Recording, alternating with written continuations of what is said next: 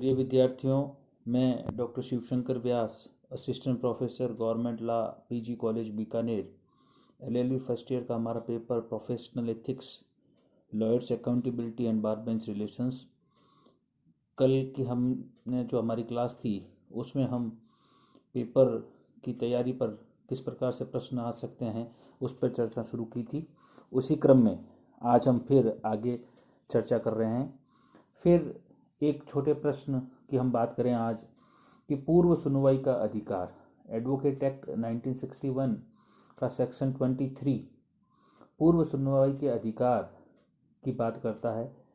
इसे सरल भाषा में यूँ समझिए कि कोर्ट में सबसे पहले किसे सुना जाएगा। ठीक है ना। मैं एक सामान्य सा उदाहरण लूँ कि अगर हम बात करें अपने घर की, तो हमारे घर में सबसे पहले बोलने का हक किसे होगा। सिंपल सी बात से समझिए कि जो हमारे घर का सबसे बड़ा होगा, सबसे पहले बोलने का हक उसे होगा। उसके बाद जो दूसरा बड़ा है उसे बोलने का होगा, और इसी प्रकार से ये क्रम चलता है। ठीक उसी प्रकार से सेक्शन 23 जो है उसी बात को हमें समझाने का प्रयास करता है कि निम्नलिखित उपबंध क्या कर रहा है कि भारत का जो अटॉर्नी जनरल होगा, महान्यायवादी, की सुनवाई अन्य सभी अधिवक्ताओं से पूर्व होगी। यानी कि अटॉर्नी जनरल को अपना पक्ष रखना सबसे पहले वो रखेगा कि भारत का जो अटॉर्नी जनरल है उसकी सुनवाई अन्य अधिवक्ताओं से पूर्व होगी, यानी कि सबसे पहले वो। फिर भारत का जो सॉलिसिटर जनरल है उसकी सुनवाई महान्यायवादी के पश्चात परंतु अन्य अधिवक्ताओं से पूर्व होगी।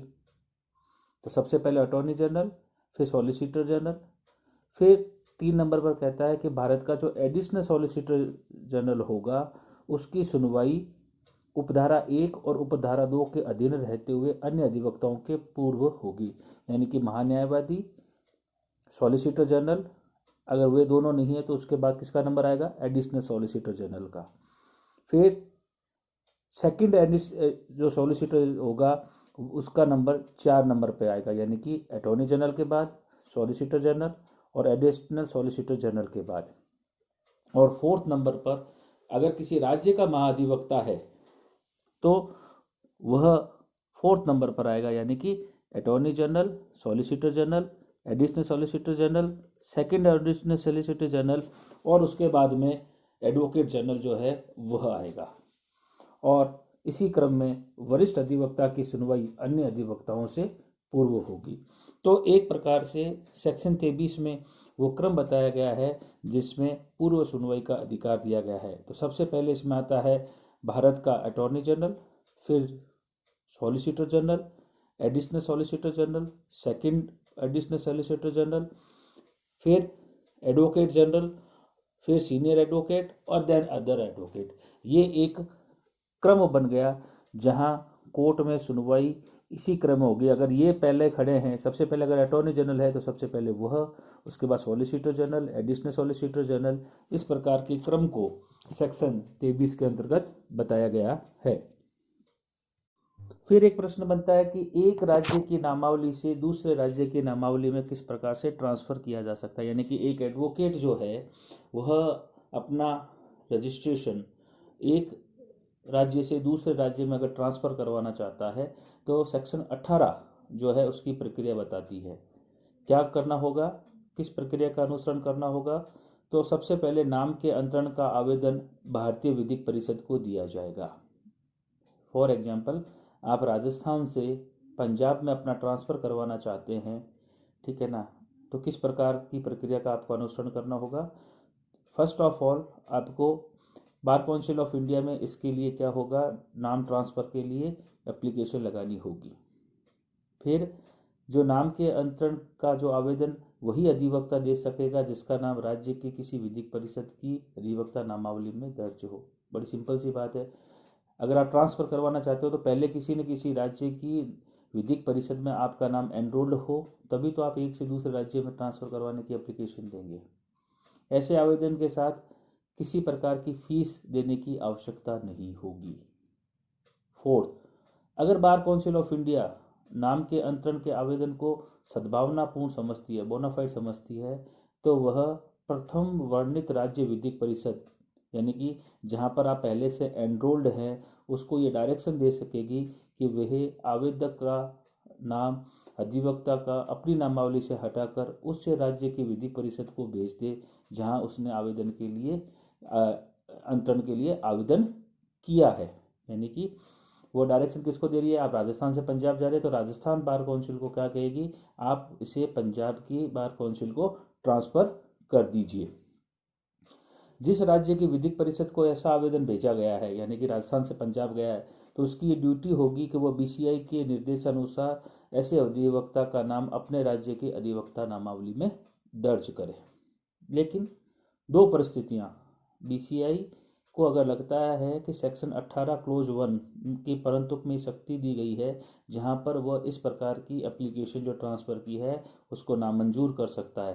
कब, यदि आवेदक अधिवक्ता के विरुद्ध नाम के अंतरण के समय कोई डिसिप्लिनरी एक्शन पेंडिंग है, यानी कि अनुशासनात्मक कार्रवाई अगर लंबित है तो वह उसे ट्रांसफर के लिए डिनाई कर देगी। दूसरा, यदि किसी अन्य कारण से बीसीआई को ऐसा प्रतीत होता है कि जो ट्रांसफर का आवेदन किया गया है वह बोनाफाइड नहीं है तो ऐसी दशा में भी वह मना कर सकेगी। लेकिन ऐसा करने से पहले बीसीआई की ड्यूटी होगी कि वह संबंधित अधिवक्ता को क्या करे, अपना पक्ष रखने का मौका दे। तो एडवोकेट एक्ट 1961 सेक्शन 18 एक राज्य की नामावली से दूसरे राज्य के नामावली में ट्रांसफर की प्रक्रिया को बतलाता है। सबसे पहले आपको आवेदन करना होगा। आवेदन वही कर सकेगा जिसका नाम किसी अधिवक्ता का राज्य विधिक परिषद में दर्ज है, उसके साथ कोई फीस नहीं लगानी होगी। अगर वह सद्भावना पूर्वक है तो बीसीआई उस राज्य विधिक परिषद को ये आदेश देगी कि वह दूसरे में उसके ट्रांसफर को अलाउ कर दे। दो कंडीशन में वो नामंजूर कर सकते हैं। यहाँ पर आपका 2 नंबर का प्रश्न बन सकता है कि बताइए वह कौन सी परिस्थिति है जिसके तहत एक अधिवक्ता के ट्रांसफर के आवेदन को नामंजूर किया जा सकता है। तो पहला, जहां डिसिप्लिनरी एक्शन पेंडिंग है या बीसीआई को अन्य किसी कारण से लगता है कि ऐसा किया जाना बोनाफाइड नहीं है, सद्भावना पूर्वक नहीं है, तो वह मना कर सकती है। लेकिन ऐसा करने से पूर्व उसे उस संबंधित अधिवक्ता को क्या करना होगा, सुनवाई का पूर्व अवसर देना होगा, यानी कि उसको अपना पक्ष रखने का मौका देना होगा। फिर एक छोटे प्रश्न की बात करें हम कि प्रोफेशनल इथिक्स, अधिवक्ता के वृत्तिक आचार का क्या अर्थ है, मीनिंग ऑफ प्रोफेशनल इथिक्स। तो अधिवक्ता के वृत्तिक आचार और सदाचार उन नियमों को कहते हैं जो भारतीय विधिक परिषद द्वारा advocate act 1961 section 49 clause 1 clause C के अधीन बनाए गए हैं और जिनका पालन करना प्रत्येक पंजीकृत अधिवक्ता के लिए आवश्यक है। तो सामान्य परिभाषा हम बात करें मीनिंग ऑफ प्रोफेशनल इथिक्स, तो ये एक वो कोड ऑफ कंडक्ट है, आचार संहिता है जिसकी पालना प्रत्येक अधिवक्ता को मुख्य रूप से अपने प्रति, जनता के प्रति, मुवक्किल के प्रति, न्यायालय के प्रति, विधि व्यवसाय के दौरान करना होता है। अर्थात advocate act 1961 section 49 clause 1 clause C के अधीन जिन नियमों को बनाया गया है उन नियमों का पालन करना ही प्रोफेशनल इथिक्स या वृत्तिक आचार माना गया है। फिर हम बात करें कि ऑब्जेक्ट्स ऑफ प्रोफेशनल इथिक्स, वृत्तिक आचार के उद्देश्य क्या हैं। 7 नंबर में भी पूछा जा सकता है या 2 नंबर के क्वेश्चन में भी आपसे इस पर डिस्कस किया जा सकता है। ऑब्जेक्ट्स ऑफ प्रोफेशनल इथिक्स, कोई 2 उद्देश्य बताइए। तो जस्टिस मार्शल ने उद्देश्यों की चर्चा करते हुए बताया कि विधि व्यवसाय की मर्यादा और सम्मान को बनाए रखना पहला ऑब्जेक्ट हो गया।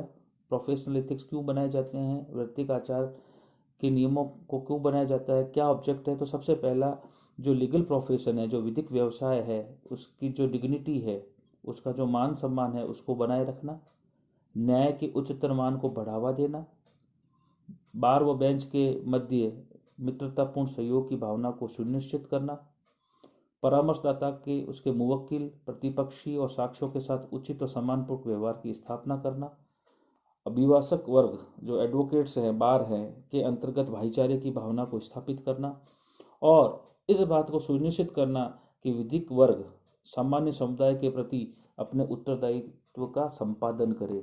तो इन उद्देश्यों को ध्यान में रखा गया है, यानी कि ये मेनली वो ऑब्जेक्ट्स बताए गए हैं प्रोफेशनल एथिक्स के। इस प्रकार आज की क्लास में हमने कुछ और चुनिंदा छोटे क्वेश्चंस के ऊपर चर्चा की। कल की क्लास में हम आगे और चर्चा करेंगे। धन्यवाद।